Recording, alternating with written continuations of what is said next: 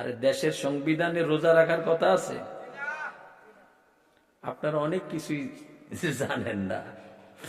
আমরা বেশি কইয়া বলাই, বেশি যাই না বলাইছি, হুজুরা শিখাইয়া লাইছে। এই জন্য আমগরে এখন খালি জেলখানায় খালি বাই বাই বাই বাই বিদায় দেয়, মানে আপনি আবার আইসেন। সংবিধানের মধ্যে নামাজ পড়া ফরজ। এটা কি আমি আওয়ামী লীগের বিরুদ্ধে কইতাছি? এটা তো কইবেন। সংবিধান, নামাজ না পড়লে পুলিশে অ্যারেস্ট করে। এখন বুঝছেন, ঘুরে ফিরে কইতে হয়, ওই ঘুরে একই কথা, যেই লাও সেই কদু। নামাজ না পড়লে পুলিশে অ্যারেস্ট করে। কেন করে না? সংবিধানে নাই, রাষ্ট্রীয় আইনে অপরাধ করে নাই। এজন্য সারা জীবন একত্র নামাজ না পড়লেও সরকারের কোনো ক্ষমতা নাই, পুলিশের ক্ষমতা নাই। নামাজ না পড়ার কারণে তারে জেলখানায় নিবে। ক্ষমতা আছে? নাই। জীবনও যদি 60 বছর হায়াত পেয়ে যদি একটা রোজাও না রাখে, আপনি যদি যায় থানায় কেস করেন, যা আমার পাশের ঘরের লোকটা একটা রোজাও রাখে না, মামলা নিব। ওটা তো কইছি পুলিশে ধরে না, আর এটা কইছি ধরা লাগবো না, ধরায় দিতে চাইতেছে। কথা বুঝতেছেন আপনারা? পুলিশের ধরা লাগবে না, আমি ধরায়া দিতে চাইতেছি, নিব, মামলাই নিব। কি কথা ঠিক নেই? সারা জীবন যদি একটা রোজাও না রাখে, দুনিয়ার মানুষ যদি গিয়ে আদালত ঘেরাও করে অ্যারেস্ট করেন, আদালত তাকে অ্যারেস্ট করবে না, বিচারক রায় দিবে না। কারণ রাষ্ট্রীয় আইনে অন্যায় করে। ঠিক? কোরআনের আইনে অন্যায় হয়েছে, হয় নাই? ভাই বুঝার জিনিস, হ্যাঁ বুঝবেন। কোরআনে রোজা না রাখলে জান্নাত আছে, নামাজ না পড়লে জান্নাত আছে। নামাজ হইল জান্নাতের চাবি।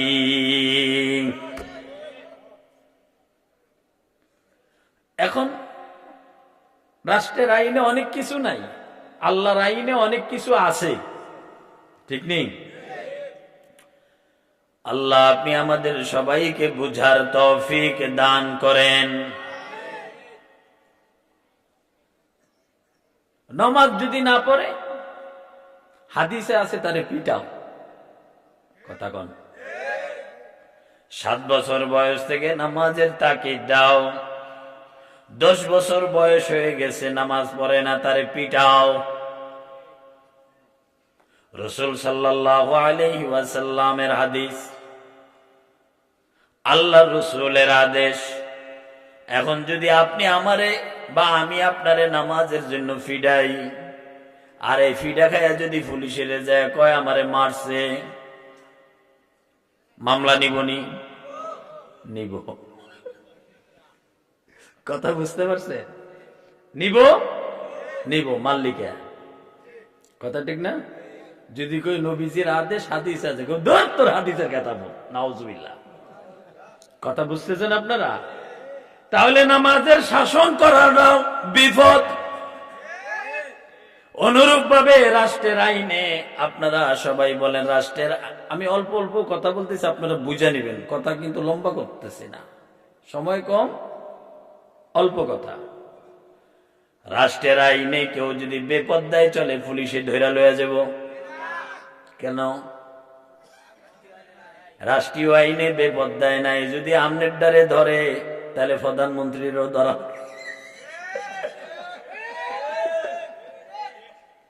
একটাও ধরবো না। আপনারা আমার কথা বুঝতেছেন? রাষ্ট্রীয় আইনে পর্দা ফরজ, রাষ্ট্রীয় আইনে পর্দা ফরজ, কোরআনের আইনে পর্দা ফরজ। কথা ঠিক? রাষ্ট্রীয় আইনে সুদ খাওয়া হালাল, রাষ্ট্রীয় আইনে সুদ হালাল। কি কথা বুঝেন নাই? বিলাসপুর বাজারে যদি কেউ সুদের ব্যবসা করে, পুলিশে তারে ধরবো না, বৈধ ব্যাংকে চলতেছে, সব জায়গায় চলতেছে, সরকার লাইসেন্স দিতেছে, তুমি সরকারের ট্যাক্স দিতেছ, ব্যবসা করো। কোরআনের আইনে সুদ হালাল, কথা ঠিক? তাহলে রাষ্ট্রীয় আইনে হালাল আর হারাম নাই, রাষ্ট্রের আইনে হালাল আর হারাম নাই, রাষ্ট্রের আইনে পর্দা নাই। আপনারা আমাকে বলেন তো, এই দেশে কত ভাগ মুসলমান? 90-92 ভাগ মুসলমান।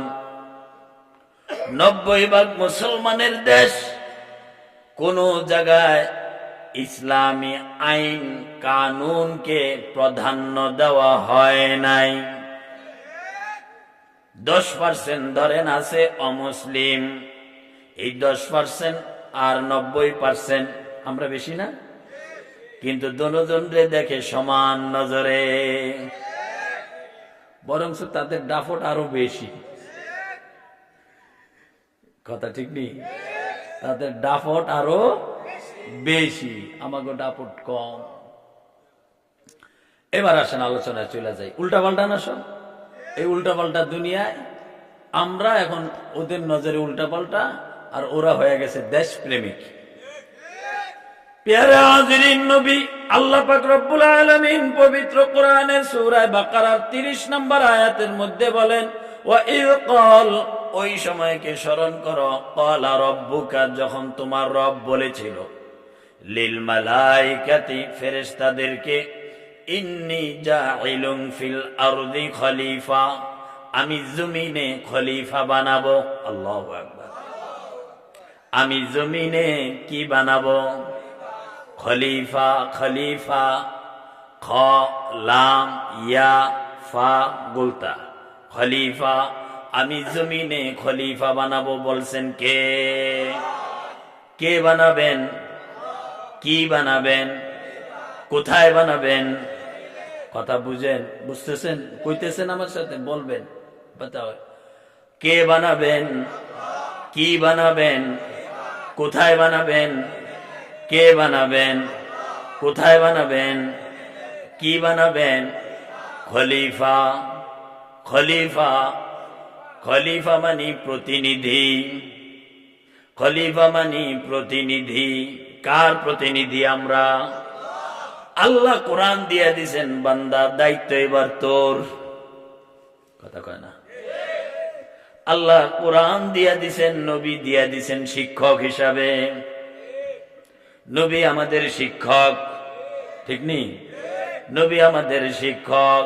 যে নবীর সুন্নত মানে না, সে মস্ত বড় বেয়াদব।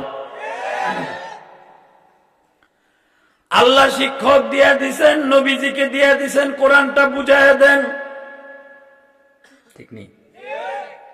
পৃথিবীর জমিনে আল্লাহ রসুল সাল্লাল্লাহু আলাইহি ওয়াসাল্লামের মাধ্যমে কোরআন সর্বপ্রথম উচ্চারিত হয়। গুফতায়ে ও গুফতায়ে আল্লাহ বুয়াদ, গুফতায়ে ও গুফতায়ে আল্লাহ বুয়াদ, গারচে আজহুল কওমে আবদুল্লাহ বুয়াদ। মুহাম্মদ বলছেন মানে মুহাম্মদের কথা নয়, কথা কার? কথা কার? বুঝতেছেন আপনারা? অল্প সময় কথা বলবো, একটু বুঝেন, ইনশাআল্লাহ করণীয় বর্জনীয়। আমরা হইলাম খলিফা। কার খলিফা? আচ্ছা, এবার দেখেন, এটা একটু মনে রাখেন। কোরআন শরীফের আর একটা আয়াত সূরা বাকারা থেকে বলছি, ইয়া আইয়ুহাল্লাযীনা